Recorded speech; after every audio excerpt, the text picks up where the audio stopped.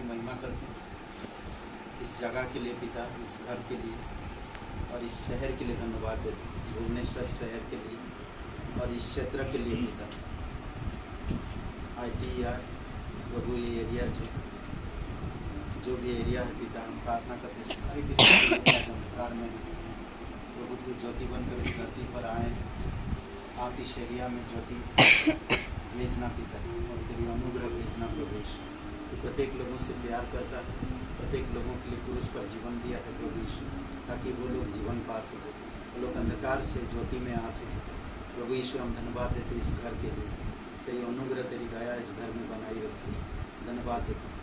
अब जो भी हम लोग अभी बातचीत करें पिता, इन वचनों को समझने में आप हमारी मदद करिए, यीशु मसीह के नाम से मांगते हैं, आमीन।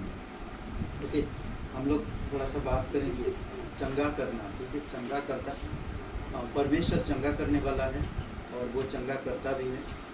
आयुब नाम का एक व्यक्ति है, जोब जिसको बोलते हैं इंग्लिश में, और उसको हिंदी में आयुब बोलते हैं।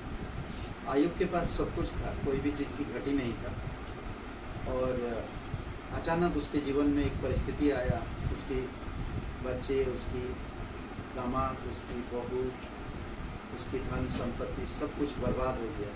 उसके शरीर में बड़े बड़े फोड़े हो गए और बहुत तकलीफ में वो जीवन व्यतीत कर रहा था। उस समय वो कहता है, आयुब का 5वां अध्याय और वचन 18 से 24 में, क्योंकि वही घायल करता और वही पट्टी भी बांधता है, वही मारता और वही अपने हाथों से चंगा भी करता है। परमेश्वर ही सब कुछ जानता है ना। कई बार होता है हमारे जीवन में परिस्थितियाँ क्यों आता हमें खुद नहीं मालूम, और हम अंदाज़ा लगाते हैं, हम चिंता करते हैं, हम फ्रस्ट्रेट होते हैं, हम निराश होते हैं, हम हताश होते हैं और अपने जीवन से हम तंग आ जाते हैं। और यहाँ पर कहता वचन 19 में, 6 विपत्तियों से वह तुझे छुड़ाएगा, वरन 7 से भी तेरी कुछ हानि होने ना दे, हानि ना होने पाएगी। अकाल में ना, जब कभी अकाल पड़ रहा चारों तरफ से, उस समय में भी वो हमारी मदद करता, और अकाल के समय मृत्यु से हमें बचाता, और युद्ध के समय तलवार से, सामत से हमें बचाता। यानी कि युद्ध जब कोई बोलते ना कि आपको मारने के लिए भी आ रहा है या काटने के लिए आ रहा है या गोली या तीर चला रहा, तब भी वो हानि नहीं होने देगा, उसकी सामत से बचाएगा। जीभ के कोड़े से बचाए रखेगा। जीभ, कभी कभी आप जब निराश होते हैं या परेशान होते हैं तो लोगों की कड़वी बातें बहुत चुभता है ना। वो बोलते हैं ना, कोई मारने से भी ज़्यादा दर्द होता है। जिन लोगों से हम प्रिय जानते हैं, और वही लोग हमें एक एक बातें, एक एक शब्द बोलते हैं जो हमें तोड़ता है, ऐसे चीज़ों से भी वो हमें छुड़ाएगा। हिंसा तुझ पर आ पड़े तब भी तुझे भय ना होगी। चारों तरफ से हमारी हिंसा हो, लोग हमारी बदनामी कर रहे हैं, हिंसा कर रहे हैं, हमारी निंदा कर रहे हैं, फिर भी हमें कोई हानि नहीं होगी। बनेले पशु से ना डरेगा, जंगल में जो जानवर है उनसे भी कभी डरेगा नहीं। तुझे हानि का कोई डर नहीं होगा, कोई भी चीज़ की हानि का डर नहीं होगा। और बोलते कि पत्थर भी तुझसे संगी बांधेगी ना, पत्थर भी कभी ठक्कर नहीं लगेगा। और दूसरी बात कहता कि जंगल के जानवर भी तेरे साथ मेल मिलाप रखेंगे। अद्भुत है बातें, ये अद्भुत चीज़ें हैं, और ये परमेश्वर की भक्त अपने लोगों से करता। पर आयुब का जीवन इतनी तकलीफ होने के बावजूद भी, उसके शरीर में दर्द होने के बावजूद भी, उसके शरीर में इतनी बदबू आता था, कहते हैं कि कोई भी उसके पास नहीं जा पाता था, इतनी बदबू आता था। उसके बड़े बड़े फोड़े हो गए थे, और वो पाउस क्या बोलते हैं, राख लेकर उसमें लगाता था, और वो खापरा जान, हाँ, और हिंदी में बोलते ठीठरा लेकर वो खुजाता था, तब भी वो ईश्वर पर भरोसा रखा। उसने कभी ईश्वर से हटा नहीं। परमेश्वर उसको कह रहा कि 6 विपत्ति से भी बचाएगा और 7 भी तेरे ऊपर आने नहीं देगा। मृत्यु से, डर से, अकाल से, महामारी से, तलवार से, लड़ाई से, हर प्रकार से वो छुड़ाएगा। भजन संहिता 30 और वचन 2 में कहता, हे मेरे परमेश्वर यहोवा, मैंने सहायता के लिए, मदद के लिए तुझे पुकारा और तूने मुझे चंगा किया। मैं तकलीफ में था, पर मदद के लिए मैं तुझे पुकारा और किसी को नहीं, और तू मुझे छुड़ाया, ठीक किया। होशे की किताब 5 और वचन 13 में कहता, तब एप्रन ने अपना रोग और यहूदा ने अपना घाव देखा तो एप्रन असुर के पास गया। जब देखा वो लोग अपनी घाव ना, तो एक दुश्मन के पास गए वो लोग, बट परमेश्वर को नहीं पुकारा। बोलते ना, जो दुश्मन है उनको परेशान करता था, उनको लूटपाट करता था, उस देश में जाकर उनका इलाज करने के लिए गए। पास गया, यारेब राजा के पास उसने दूत भेजा, परंतु ना तो वह तुझे चंगा कर सकता और ना तुम्हारा घाव अच्छा कर सकता। तुम उनके पास गए, दुश्मनों के पास, फिर भी वो तुम वहाँ से चंगाई नहीं मिल पाए। आज कई सारे बड़े बड़े डॉक्टर हो सकते हैं, बड़े बड़े इलाज करते हैं, लाखों करोड़ों रुपया लेते हैं, बट इलाज नथिंग, कुछ भी नहीं, वैसे कि वैसे होता है। बट जब हम परमेश्वर के पास आते हैं, परमेश्वर कहता है कि मैं तुम्हारा इलाज करूँ जब तुम पूर्ण रूप से मेरी ओर फिरोगे। और एक वचन में कहता, जकरया का 11:6, निकम्मे चरवाहा, इस संसार में निकम्मे चरवाहा होते हैं। निकम्मे चरवाहा का मतलब है जो लोग इलाज कर सकते हैं फिर भी वो करते नहीं, क्योंकि उनको पैसा चाहिए। बहुत सारे ऐसे पास्टर लीडर है जो आपके पास आकर फ्री में प्रार्थना कर सकते हैं, परंतु वो आना नहीं चाहते। इसमें कहता कि जो मरते हुए भी देख रेख ना किया, जो मरते थे उनको देख रेख ना किया, ना भटके हुओं को खोजा, ना घायलों को चंगा किया। आज भी बहुत सारे ऐसे लोग हैं, इसीलिए हम अगर किसी के पास जाते हैं, उनके फोटो, उनकी हालत को हम सबके पास पहुंचाते हैं, ताकि उनके लिए लोग प्रार्थना करें, ताकि वो जल्दी से जल्दी ठीक हो। और परमेश्वर प्रतिज्ञा करता है, अगर वो आपके पास ये निर्गमन का 15-26 वचन है तो पढ़ो,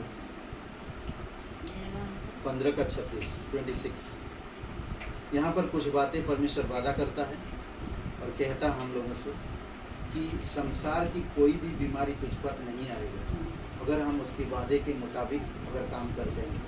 निर्गमन 15:26।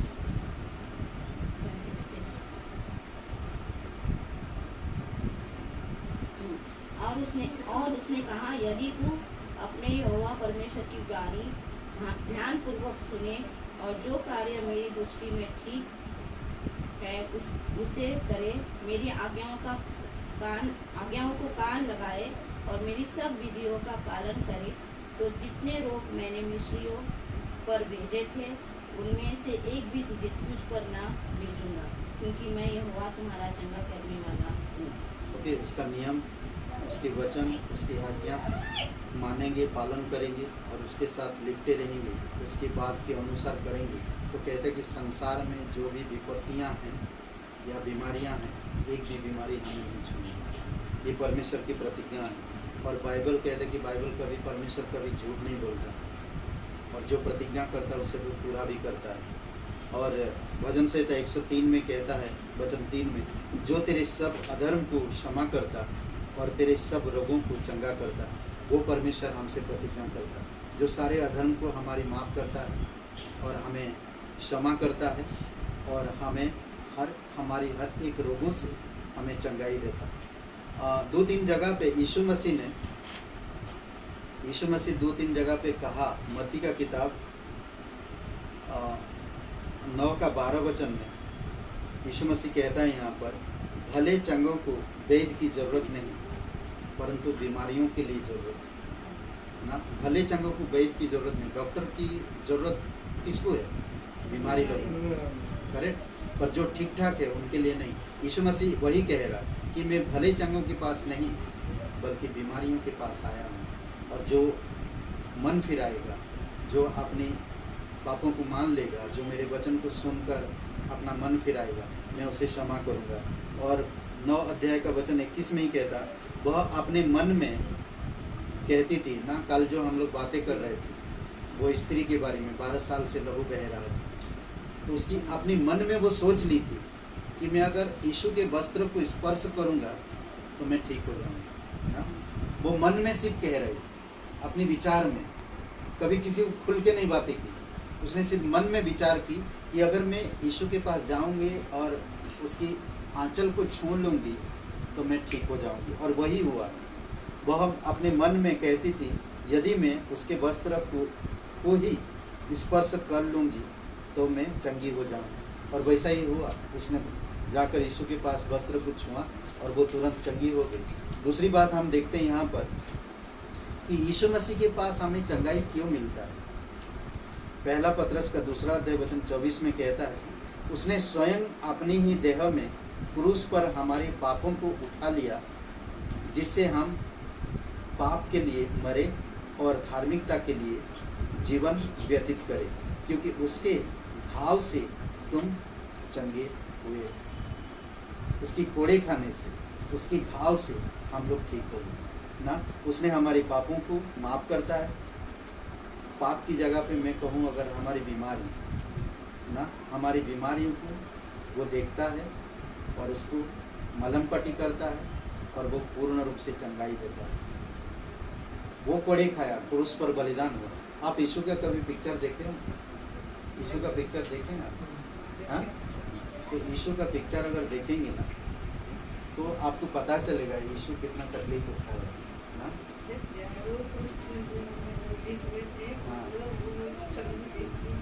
ना वो कितनी तकलीफ में था, फिर भी उन्होंने उस जगह पे भी कभी किसी को ये नहीं कहा कि मैं तुम्हारे लिए इतना बड़े बड़े चमत्कार किया, तुम्हारे लिए इतना मददगार हुआ, फिर भी तुम लोग मुझे क्रूस पर चढ़ा दिया, ऐसा भी नहीं कहा। वो क्रूस पर रहने के बावजूद भी लोगों को माफ़ किया। वो कहता कि हे पिता इन्हें माफ़ कर, ये नहीं जानते हैं क्या कर रहे हैं ना। और इसमें कहता मरकुस का 6वां अध्याय में भी, वे बहुत से दुष्टात्माओं को निकालते तथा बहुत से बीमारियों पर तेल मल कर उन्हें चंगा किया करते थे। बहुत सारी बीमारियों को ठीक करते थे, दुष्टात्माग्रस्त लोगों को ना, जो भूत प्रेत झगड़े हुए लोगों को, ऐसे लोगों को वो ठीक करते थे। और लूका का 13-14 में कहता कि तब आराधनालय का अधिकारी इस बात से क्रोध होकर कि यीशु ने सब्त के दिन रोगी को चंगा किया। वो लोग क्रोध होते थे, जो पुरोहित लोग थे, जो लोग बड़े बड़े पुजारी लोग थे, अपना नियम के अनुसार काम करते थे, और नई पूनम चांद राशि मानने वाले लोग। और ऐसे दिन में यीशु चंगाई देता था, तो वो लोगों को बर्दाश्त नहीं होता था। वो लोग क्या करते थे कि यीशु जब सब्त का दिन, यहूदी लोगों का एक सब्त का दिन होता था, उस दिन में कोई कुछ कामकाज नहीं करता, कुछ भी काम नहीं कर सकते। आप 6 दिन काम करेंगे और 7वां दिन आराम करेंगे। 7वां दिन में कुछ भी काम नहीं कर सकते। आप इसको यहाँ से हटा भी नहीं सकते। आप जहाँ पर खाना खाया वहाँ से बर्तन भी उठा के रख नहीं सकते, ऐसा उनका नियम था। परंतु उसी दिन यीशु ने बीमारियों को चंगाई दिया। जब वो लोग सवाल करते हैं कि तू ये दिन हमारी नियत समय को तुम मानता क्यों नहीं है, तो यीशु कहता, उदाहरण देता, समझ लीजिए अगर तुम्हारा एक बकरी का बच्चा अगर कुएं पे गिर जाता, क्या तुम उसको उठाओगे? नहीं ना। भले चारों तरफ से नियम है आपके पास, पर वो बच्चा को तो तुम उठाओगे। उसी प्रकार बोलते हैं कि परमेश्वर सब्त का परमेश्वर है और सब्त के दिन किसी को मरने नहीं दे सकते। उस दिन चंगाई का दिन, उस दिन परमेश्वर का दिन है, उस दिन वो चंगाई किया, तो वो लोगों को बर्दाश्त नहीं होता था। इसीलिए परमेश्वर हमेशा बीमारियों के लिए, दुष्टात्माओं, भटके हुए लोगों के लिए, तकलीफ में पीड़ाओं में पड़े हुए लोगों के लिए आया। भजन संहिता 147 और वचन 3 में कहता है कि वह टूटे मन वालों को चंगा करो। वह टूटे मन वालों, सालों साल बीमार है लोग, कोई उनके आसपास नहीं है, कोई उनको प्रोत्साहन करने वाला नहीं, कोई उनको इनकरेज करने वाला नहीं, कोई उनके पास आकर थोड़े 2 शब्द कहे, बस उतना काफ़ी रहता ना। कोई अगर बीमार में है, कोई अगर तकलीफ में है, कोई अगर टूटा है, दिल से मन से टूटा है, तो उनके पास भरोसा उठ जाता है। सिर्फ उनके पास इतना सिर्फ आकर खाली कुछ भी ना दे, कुछ भी ना कर, खाली बैठे, उनको प्रोत्साहन मिलता। और परमेश्वर वही काम करता, वही करता। क्या कह रहा कि वह टूटे मन वालों को चंगा करता और उनके घावों को मलहम पट्टी करता है। ये परमेश्वर है। जब हम निराश होते हैं, जब हम उदास होते हैं, जब हम भटकते हैं, जब हमारा मन टूटता है या दिल टूटता है, तो परमेश्वर हमें दिलासा देता है, परमेश्वर हमें आश्वासन देता है, परमेश्वर हमारे पास आता है। और यशायाह का 53 वचन 5 में कहते हैं कि उसकी कोड़े खाने से हम ठीक हुए। उसकी हमारी सारी अपमान, हमारी सारी निंदा, हमारी सारी अधर्म, हमारी सारे पाप उसने अपने ऊपर लिए और उसने कोड़े खाया, क्रूस पर बलिदान हुआ, कब्र में गया और तीसरे दिन वो जीवित है, वो यहाँ पर आज मौजूद है, अभी इसी समय। पता है आप लोग जब विश्वास किए यीशु मसीह पर, आप लोगों के साथ वो स्वर्गदूत है। जो भी इंसान सच्चे दिल से विश्वास करता है यीशु मसीह पर, उनके साथ दो स्वर्गदूत रहते हैं हमेशा। उनको बीमारियों से, महामारियों से, अलग अलग वायरस से या एक्सीडेंट से हमेशा बचाते हैं। दूसरी बात, यिर्मयाह का 51 और वचन 9 में कहता, हमने बेबीलोन का इलाज किया परंतु वह चंगी नहीं हुई। बेबीलोन का इलाज किया, बेबीलोन का मतलब कि दुश्मन का भी इलाज किया, पर वो ठीक होना नहीं चाहता, वो विश्वास करना नहीं चाहता। इसीलिए प्रभु यीशु मसीह कहता, तुम्हारे दुश्मनों से भी तुम प्रेम करो और तुम उसको सुसमाचार बताओ। परमेश्वर खुद कहता, हम बेबीलोन का भी इलाज किया परंतु वो ठीक होना नहीं चाहता। कई बार लोग हमारी बातों से इनकार कर देते हैं। कभी ऐसे जो वर्ड है ना, वो समझ में नहीं आता। जैसे बेबीलोन, जो दुश्मन, ये किस टाइप का, मैं बताता हूँ। जो तो मोस्ट इम्पोर्टेंट है कि हम यीशु मसीह को देखें। यीशु मसीह आप लोगों से प्यार करता, आप लोगों के लिए क्रूस पर जीवन दिया, कब्र में गया और तीसरे दिन जी उसका वो जीवित है, वो आपकी पुकार सुनेंगे। आज आप कहीं पर भी कभी भी नहाओ या ना नहाओ, खाओ या ना खाओ, कुछ करो या ना करो, जो भी वस्त्र पहने, जैसे भी हालत में हो, वैसे हालत में यीशु ग्रहण करो।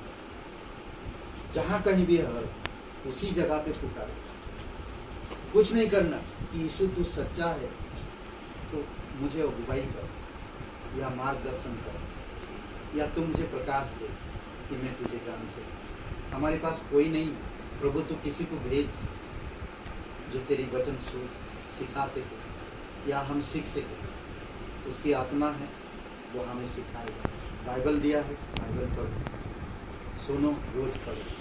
ओके, तो परमेश्वर ब्लेसिंग करेगा। परमेश्वर हमारा चंगा करने वाला परमेश्वर, वो चंगाई रखेगा। ठीक है, आइए प्रार्थना करो। मुन्नी प्रार्थना करोगे मेरे साथ? करना चाहते नहीं कर